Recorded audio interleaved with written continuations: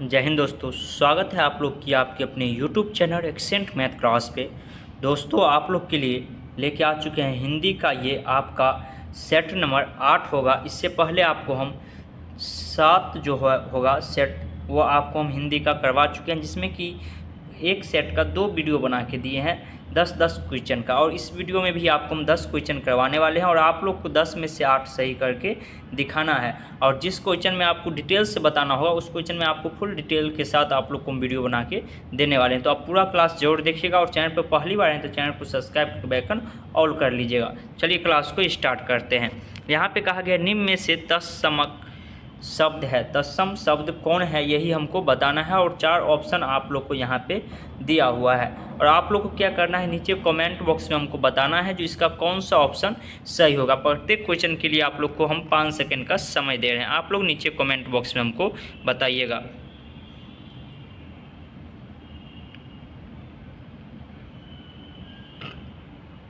चलिए आपका समय ख़त्म हो चुका है। अब हम लोग इसका आंसर देख लेते हैं। तो इसका बिल्कुल सही आंसर हो जाएगा ऑप्शन नंबर डी, सुमन। इसका बिल्कुल सही आंसर होगा।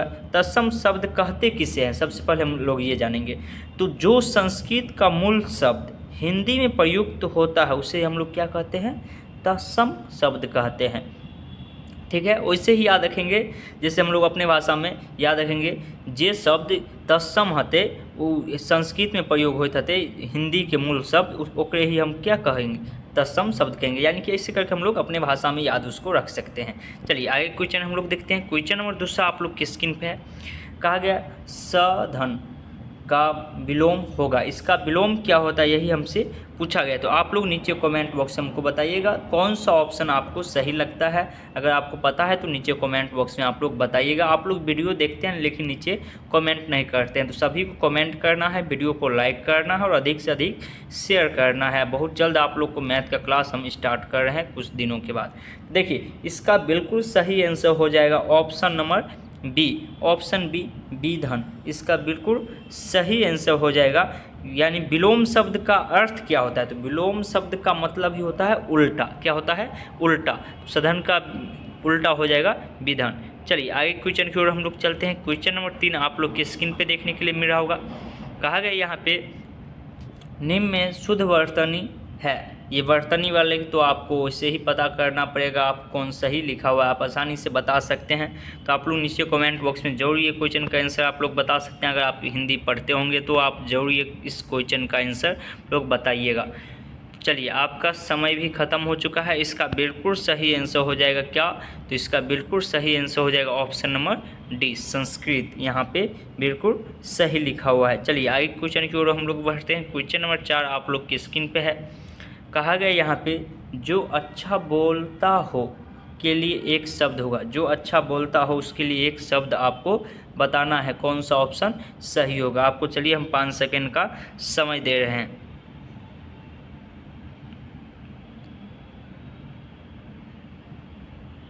चलिए आपका समय ख़त्म हो चुका है। इसका बिल्कुल सही आंसर हो जाएगा ऑप्शन नंबर आपको सी, ऑप्शन सी आपको बिल्कुल सही आंसर हो जाएगा। जो अच्छा बोलता हो उसे सुवक्ता कहते हैं। और जैसे कि होता है मित्र भाषी, इसका मतलब होता है जो कम बोलता हो, जो कम बोलता हो उसे हम क्या कहते हैं, मित्र भाषी कहते हैं। और जो अच्छा बोलता हो उसे सुवक्ता कहते हैं।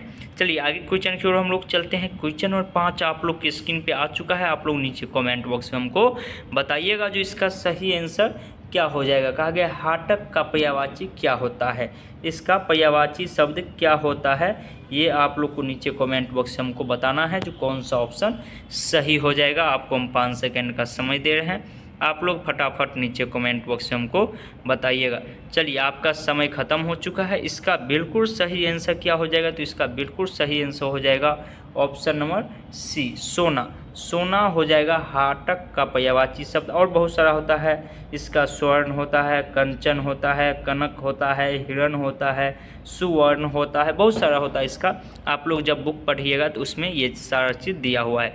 चलिए आगे क्वेश्चन की ओर हम लोग बढ़ते हैं। क्वेश्चन नंबर 6 आप लोग की स्क्रीन पे देखने के लिए मिला होगा।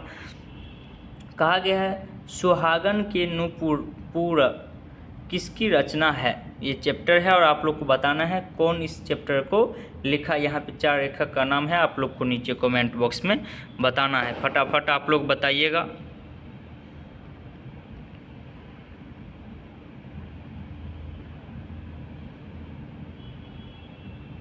चलिए आपका समय ख़त्म हो चुका है। इसका बिल्कुल सही आंसर हो जाएगा 6 नंबर क्वेश्चन का बिल्कुल सही आंसर आ जाएगा आपको ऑप्शन नंबर सी। अमृतलाल नागर की ये रचना है, जो कि ये रचना की थी। और इसका बहुत सारा रचना है, जैसे कि शतरंज के मोहरे, अमृत और विष, बूंद और समुद्र आदि बहुत सारा इसका रचना है। तो आप लोग को लेखक का नाम याद रखना पड़ेगा। चलिए आगे क्वेश्चन की ओर हम लोग बढ़ते हैं। क्वेश्चन नंबर 7 आप लोग के स्क्रीन पे देखने के लिए मिला होगा।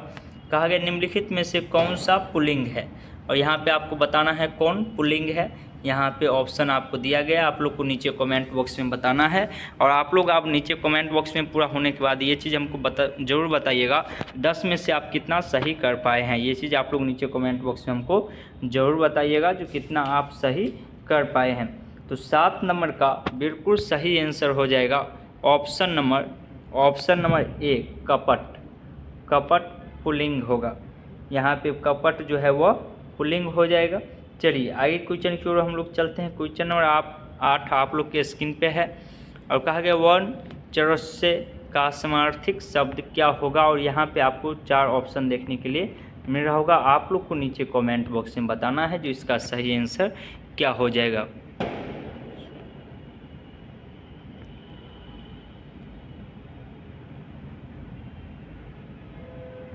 चलिए आपका समय ख़त्म हो चुका है। तो इसका बिल्कुल सही आंसर हो जाएगा ऑप्शन नंबर सी, प्रावर्ल्य। यानी कि समानार्थी शब्द कहते किसे हैं सबसे पहले।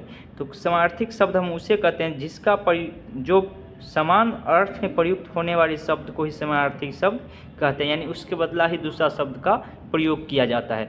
चलिए 9 नंबर क्वेश्चन आप लोग की स्क्रीन पे है। कहा गया अंधेरे का दीपक मुहावरे का अर्थ क्या होता है। आप लोग बहुत बार ये चीज़ सुने होंगे अंधेरे का दीपक, तो इसका अर्थ क्या होता है यही आप लोग को नीचे कमेंट बॉक्स में बताना है। फटाफट आप लोग नीचे कमेंट में हमको बताइएगा।